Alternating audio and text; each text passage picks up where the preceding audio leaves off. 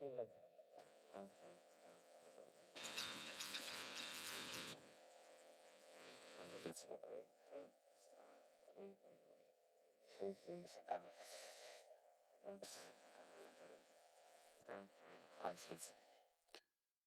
there, friends, and welcome to the very first episode of Brown's Life. I'm William, and honestly, I'm shocked that you're actually listening to this. Like, someone actually downloaded this? Wow. But seriously, I'm thrilled you're here. I've been thinking about starting this podcast since flip phones were actually cool, and now it's finally happening. If you're listening today, it's probably because you have excellent taste in podcasts, or you're my dad. Either way, I'll take it. Let me tell you a bit about myself. I'm a Gen Xer who grew up without the internet, survived the flannel shirt era, and is still occasionally referencing The Breakfast Club in normal conversation. But more importantly, I've weathered some serious storms in life. I have faced heartbreak, loss, and moments when I was so lost I couldn't have found my way with a GPS and a team of search dogs. But through it all, I've clung to my faith, and I learned something very important. Tough times don't last forever. Even though they feel like they've signed a lifetime lease in your heart. So what's Brown's Life all about? This is a place where we keep it real. No Instagram filters on our struggles here. As Christians, we sometimes get this weird idea that faith means that we're supposed to have permanent smiles plastered to our faces while we say, "I'm blessed," through gritted teeth. But Jesus never promised us a problem-free life. He just promised he'd be with us through it all. And honestly, that's way better than life without challenges. Though I wouldn't mind winning the lottery just once so I could test that. Starting something new at our age can feel like trying to learn TikTok dances. Awkward and potentially embarrassing. But it's also exhilarating. It's like when you first heard Nirvana and realized music would never be the same again. That's what I want this podcast to be. A place where we might just discover something that changes everything.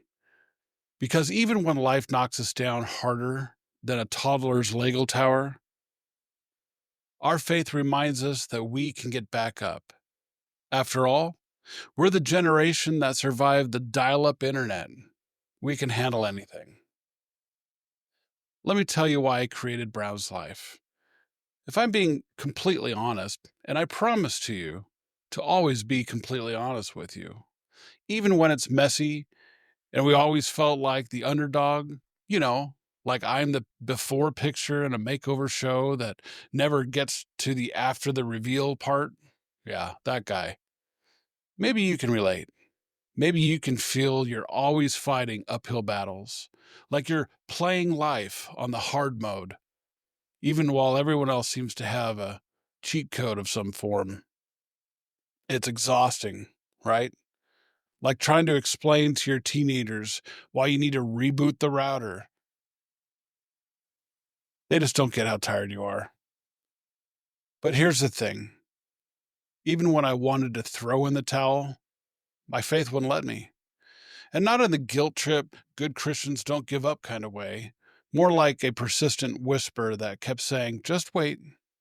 This isn't the end of your story. And I learned that sometimes God uses our hardest battles to prepare us for our greatest purpose. Though I still occasionally ask if there's a less painful way to learn the lessons. Maybe a nice PowerPoint or Post-it note, something would be able to be presented to me instead. After losing my child, my world just didn't fall apart. It disintegrated. It was like someone took a puzzle of my life and dumped out all of the pieces and then set half of them on fire. Some days, brushing my teeth felt like climbing Mount Everest, but slowly I began to notice something. Even in the darkest night of my soul, there was tiny pinpricks of light. Like those glow-in-the-dark stars that we used to stick in our bedroom on the ceiling as kids. Those little sparks of hope were my faith reminding me that God was still there, even when I couldn't feel him. That's what Brown's life is about. Finding those stars in the darkness and pointing them out to each other. It's about saying, hey, I see you sitting there in the dark. I've been there too. And look, there's a little bit of light over here. And we can share. The storms of life may bend you, but they don't have to break you. Strength isn't about never failing. It's about getting up every time you fail, and about maybe making a joke about your bruised tailbone while you're at it. For this podcast, I want to create a space where we can talk about faith, life, and without all the churchy jargon or the pressure to have it all together. Because let's be real, none of us have it all together. We're just trying to figure out things as we go. It's like we're assembling an IKEA piece of furniture without the instructions, and that's okay. Jesus hung out with messy people. In fact, he seemed to prefer them. Let me share a quick story from one of my darkest days. I was sitting in my car in the grocery store parking lot, crying so hard I was practically hyperventilating. I'd just gotten through the checkout line with a cart full of groceries when the cashier asked a simple question. How are you today? For some reason, I actually told her the truth instead of the automatic, fine, thanks. Bad move. Totally freaked her out. So there I was, having a meltdown next to the shopping cart return, when I looked up and saw the bumper sticker on the car. Next to me it said, Jesus loves you, but I'm his favorite. It was so ridiculous that I actually laughed through my tears. And in that moment, I felt God saying, one step at a time, kiddo. Just get the groceries home. We'll figure it out tomorrow when it comes. That became my mantra of sorts. One step at a time. Some days, that step was just getting out of bed. Other days, it was actually remembering to wash my hair. But one small step led to another, and before I knew it, I was walking again. Not sprinting, mind you, but definitely moving forward. And that's the kind of that's the kind of no pressure encouragement I hope to bring to you. You don't have to have a 5-year plan or your life all together. Just take the next step, whatever that looks like for you. Now let's try to talk about my journey in ministry. And I use the term ministry kind of loosely here because it definitely doesn't look like I thought it would. When I was younger, I pictured myself doing some super spiritual thing, like leading worship with perfect hair, or teaching Bible studies with clever acronyms that always spelled out something inspiring. But after losing my child, I stepped back from traditional ministry roles. I needed time to ask God some very hard questions. And let me tell you, we had some serious conversations. The kind where you're ugly crying and asking, why?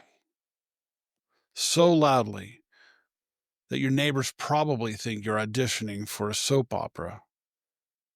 What I discovered during that time was that ministry doesn't have to happen in a church building or involve a microphone. Sometimes ministry is just showing up at your friend's house with tacos and saying, I know life sucks right now, but you just want to talk about it. Or can we just eat and watch 90s movies until we just feel better? Jesus didn't heal people from a distance. He got close. He touched the untouchable. He listened to the stories no one else wanted to hear. And while I'm definitely not Jesus, I can follow his example by being real about my struggles and creating a space for others to do the same. Through Brown's life, I want to minister in a way that feels authentic, like we're just two friends, chatting over coffee or smoking a great cigar. Except you can't see that I'm wearing mismatched socks today. Haven't folded my laundry in 3 days. I want to share my story, not because it's extraordinary, but because it's just real. And maybe my story can help someone else feel a little less alone in theirs. Healing doesn't mean forgetting. It doesn't mean you'll never cry again when that song comes on the radio.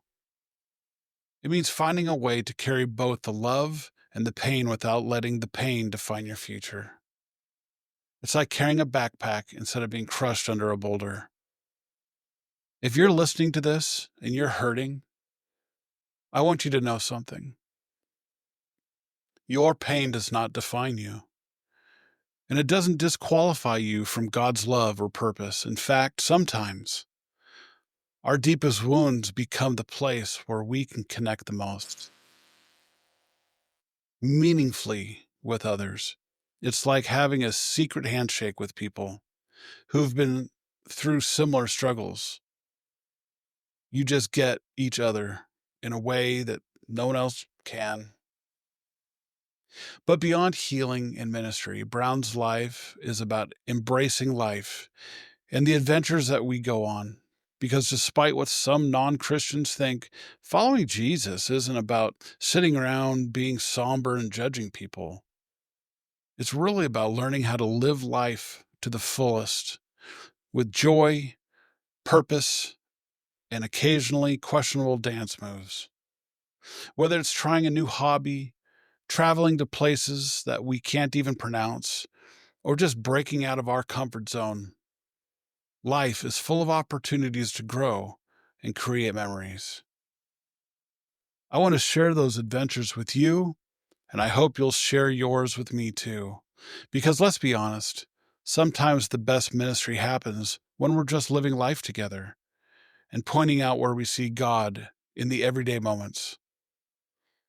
One of the best parts of life is that we don't always know what's coming next. As a kid who grew up in the choose your own adventure books, I love the idea that our stories can just take unexpected turns. Sometimes the detours lead to the most beautiful views. And that's what I want to explore with you.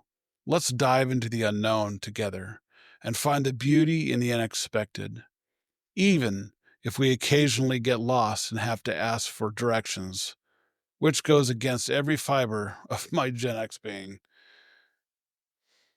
We've also decided to record this journey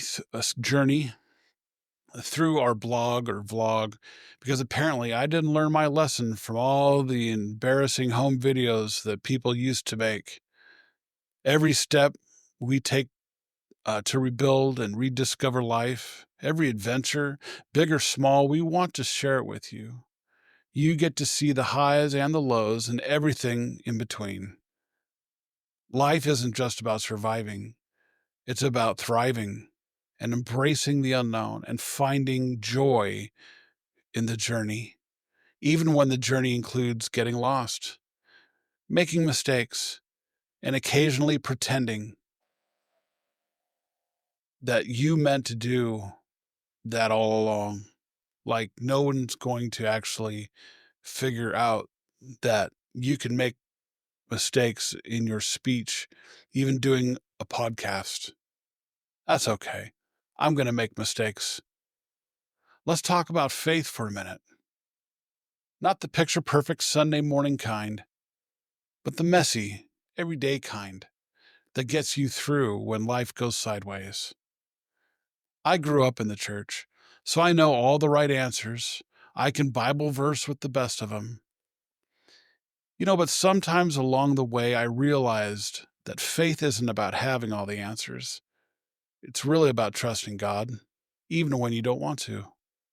It's about continuing to show up, even when the days even on the days when you're mad at God. Because here's the thing, God can handle our anger. He can handle our questions and our doubts. He's not fragile. He's definitely not surprised by our mess. One of my favorite verses is actually from Habakkuk. And yes, that's a real book in the Bible, not something I just made up. The prophet basically says, even though everything is still falling apart, I will still rejoice in the Lord. And for a long time, I thought that meant I had to pretend everything was fine, put on a happy face, fake it till you make it. But that's not what it means at all. It means that even when life is hard, especially when life is hard, we can choose to believe that God is still good, not because of our circumstances, but despite them. It's like telling God, I don't understand what you're doing, but I'm going to trust you anyways because you've been faithful before. And that kind of faith isn't neat and tidy. It's raw. It's real. And sometimes it comes with tears and questions. But it's also the kind of faith that can withstand the storms of life because it's not based on everything going perfectly. It's based on the character of God. I used to think that having faith meant God would protect me from all of the bad stuff, like having a spiritual force field or something. But that's not how it works. Jesus himself said, in this world, you will have trouble. Well, thanks for the heads up, Jesus. But then he added, but take heart, because I have overcome the world. And that's where the hope comes in. Not hope that everything will be perfect now, but hope that God can redeem even our darkest moments. Hope that what we're going through now isn't the end of our story. Faith isn't about having all the answers. It's about trusting God with all the questions and occasionally screaming those questions at the sky while you're stuck in traffic. Hey, before we wrap up, I want to give you a sneak peek at what's coming up on Brown's Life. I've got so many topics planned that I'm actually a little concerned about how I'll fit them all in. It's like trying to pack for a weekend trip, you know? You start with one small bag and then somehow you end up with 3 suitcases and a backpack.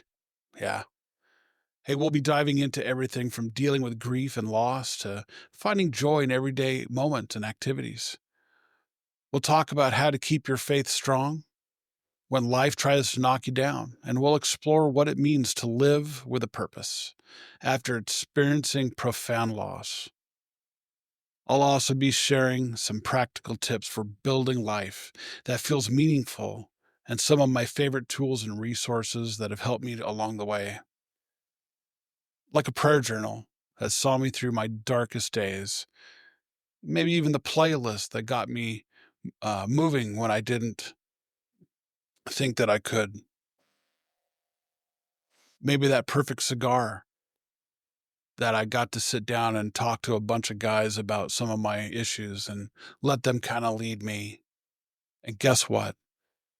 I'm also going to bring on some amazing guests, people who have walked through fire and have come out the other side with stories of strength and hope.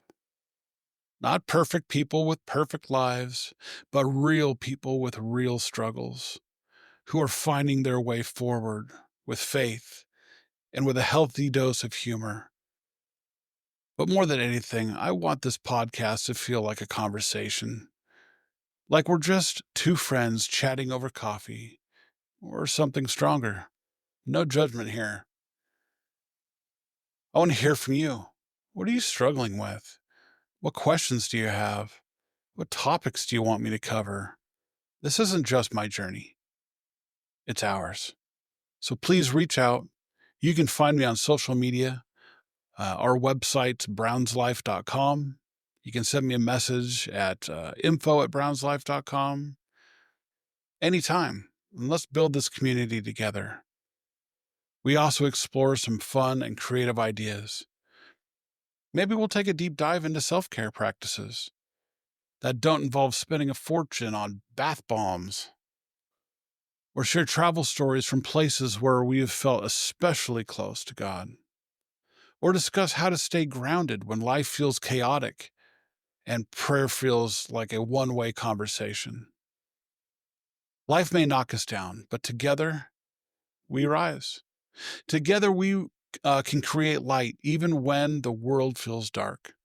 And together we remind each other that God is still working even when we can't see it. One thing I've learned through all of this is that humor is essential. Not the fake, everything is fine kind of humor, but the real, sometimes dark, if I don't laugh, I might cry kind of humor that gets us through tough days. I remember going to a support group after my loss, and everyone was so serious, which was appropriate. Don't get me wrong. But when someone accidentally knocked over the box of tissue and muttered, "Well, that's just perfect," I couldn't help but laugh. And then somebody else laughed, and suddenly we were all laughing through our tears. It was this beautiful, healing moment of shared humanity. Jesus must have had a sense of humor. I mean, he called James and John the sons of thunder. That's basically giving your disciples a WWE wrestling name. And he used some pretty wild metaphors in his teaching, like when he talked about people straining out a gnat but swallowing a camel. Can you imagine? That's some serious visual comedy right there. Faith doesn't mean that we can't laugh at life's absurdities. In fact, I think being able to laugh is a form of faith. It's believing that you can exist alongside pain, that light can break through even the darkest clouds. So on this podcast, we'll definitely have our serious moments. We'll talk about the hard stuff, the deep stuff, the stuff that makes your heart ache. But we'll also find reasons to laugh.